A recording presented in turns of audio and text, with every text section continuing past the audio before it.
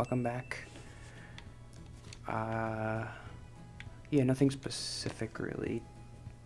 I did all my specific stuff I wanted to do this week. I started reading Wuthering Heights, and I like it a lot. It is kind of weird to read these old books and be like, you guys heard this book? Wuthering Heights? Like, it's really good. Yeah, we know. This is one, though, that we didn't read this one in high school. I don't know why. We did read Jane Eyre. So this is interesting. Did you know this? Jane Eyre was written by Charlotte Bronte, and Wuthering Heights was written by Emily Bronte. I mean, of course you know this. They're sisters. That's crazy.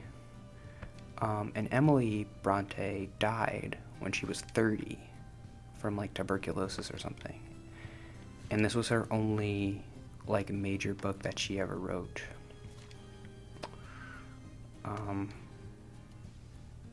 Which is crazy, because it's really good. I'm like 10 chapters in, and it's really, yeah,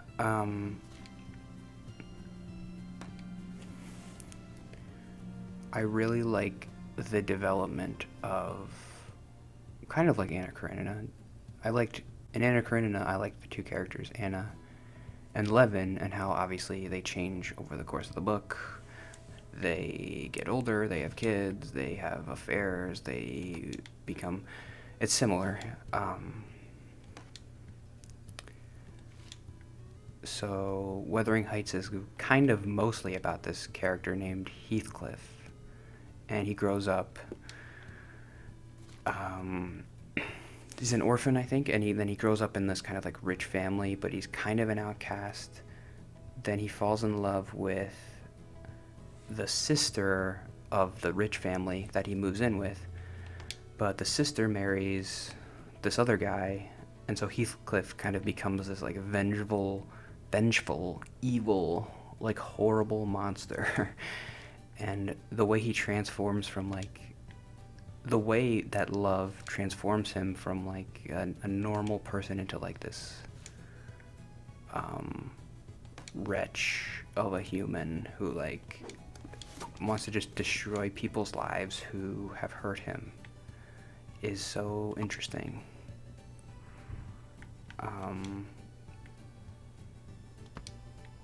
And it's written well, obviously, because people in the 1800s knew how to write books well.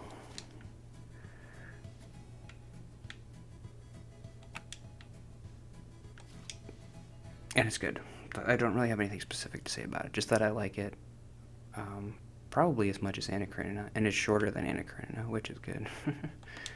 Anna Karenina is like so long. But I like Tolstoy.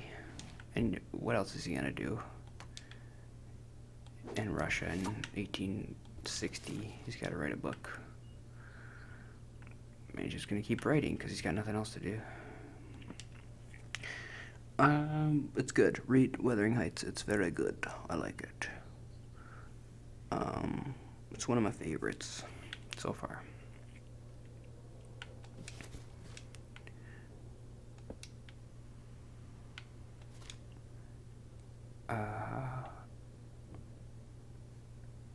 Yeah, it's really... There was a preface to the book where someone was like, this book, when it first came out, wasn't very well received.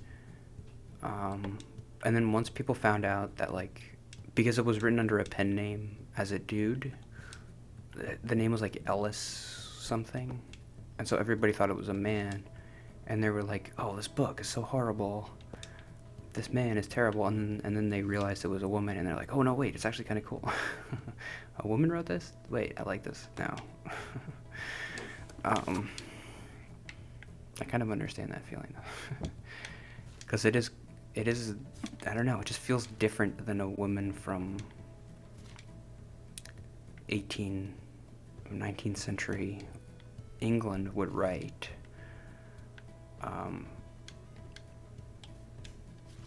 So it's cool. That's what makes it cool. Among other things, obviously the story is very good, and the characters are really interesting. And it's written well. I mean, it's good, the book. I don't know why people didn't like it when they thought a dude wrote it.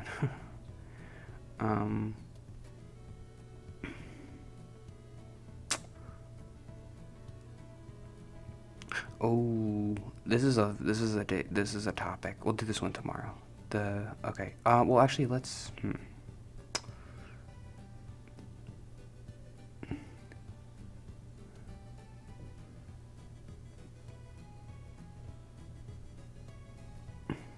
That's a repeat of an old note. Sorry. I should really chart out like what I'm going to talk about before. But we don't do that here. Because I want to do this one tomorrow. Should I talk about? No, I don't want to. Let's do a couple of random. Oh, I gave, it's funny. So at church on Sunday, I saw the guy who I went to lunch with. And you know what I did? I gave him a back pat. I was like, hey, what's up? I never do that. I see people do that all the time. And people do that to me too. Like when I go to church, they're like, they give you a pat and they're like, good morning, good to see you, thanks for coming or something.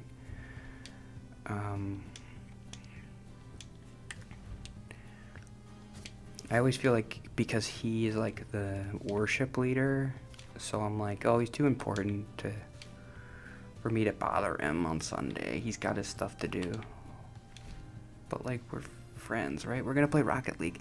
Once we play Rocket League, we're friends. Technically, right now, we're not friends. That's the way I think about it. Because the only time we've met is for church stuff, and he's like a church leader, so it doesn't count. We're not real friends.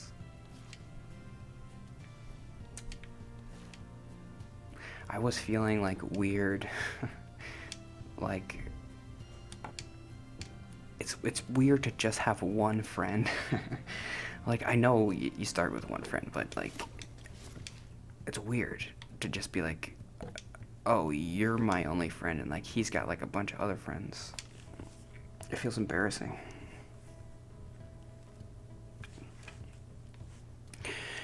And it's embarrassing to talk about it like this. There's an episode of Monk where he gets a friend, and I always feel like I'm acting like Monk. It's so embarrassing. Like he asks like a little kid, he's like, I have a friend, and then it turns out the friend is a murderer. It's a good episode. I like Monk. You like Monk? It's a good show. Is it? I don't know. I haven't seen it since I was a kid.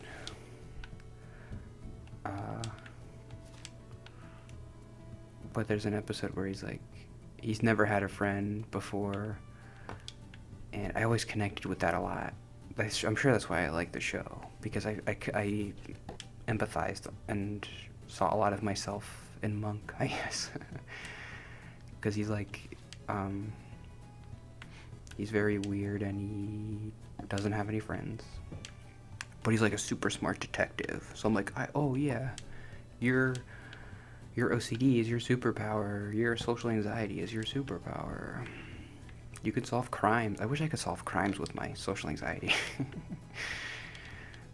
That would be nice.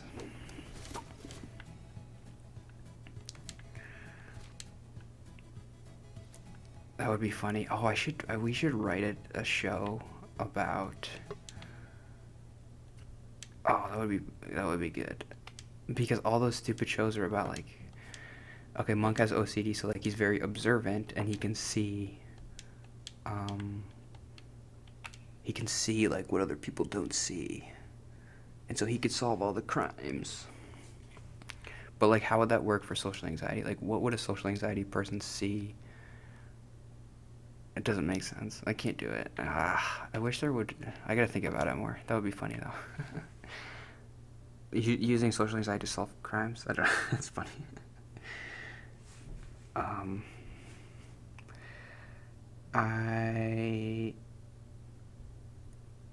that was chill of me. I patted him on the back. It was pretty chill. I was just like super chill, like, hey, what's up, morning, and he's like, hey, morning.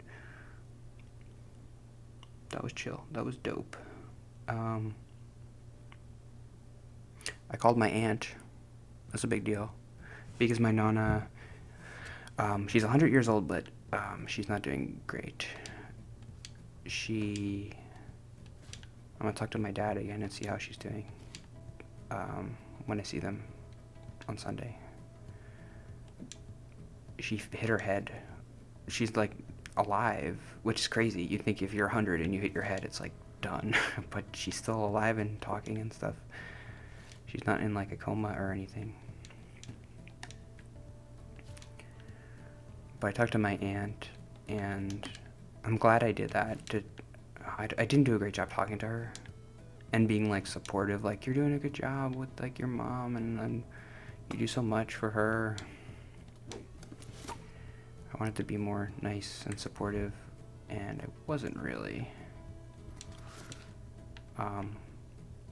But at least I tried to call, and I did as much. I did okay. I stopped myself from saying I did as much as I could. Well, no, you could go in there and see them, and that's what you could do. But you're not gonna do that.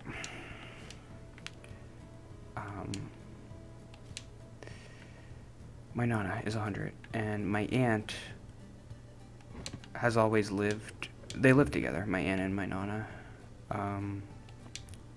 Which is amazing that my aunt does that to take care of her. She deserves sainthood for that, because it is so hard, and my nonna's like kind of a stubborn Italian grandma, and it's not easy to live with her every day. I know. I can't imagine. Like, I couldn't even live with my parents until I was 25, and they're like perfect people, so it's ridiculous to think about what she has sacrificed to do that.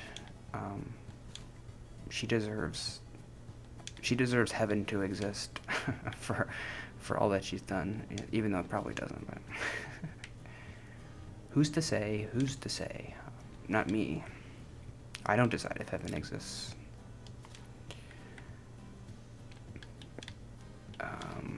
If I did, I would say, yeah, let's do it. Everybody come in here. It's heaven.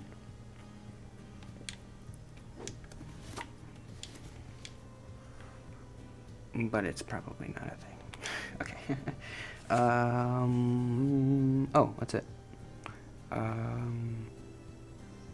Okay, yeah. Tomorrow we're gonna get into fundamentalism. Okay, don't get close to the mic. Don't do that. It's bad. Yeah, I am excited to form an opinion on. Uh-oh, my brother.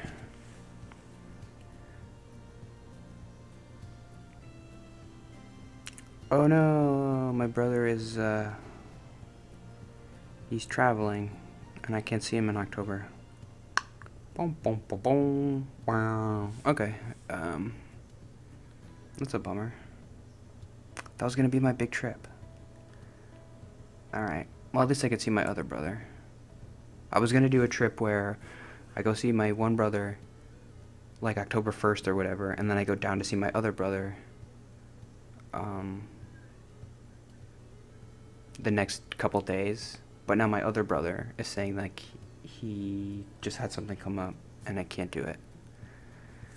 That was gonna be my thing, where I was like, going by myself. Dang. Well, what are you gonna do? I mean, obviously, whenever you cancel plans, it's always a good thing for me. I don't want to do it, but like I was pushing myself to do that, and I set the whole thing up. But it's okay. See you tomorrow.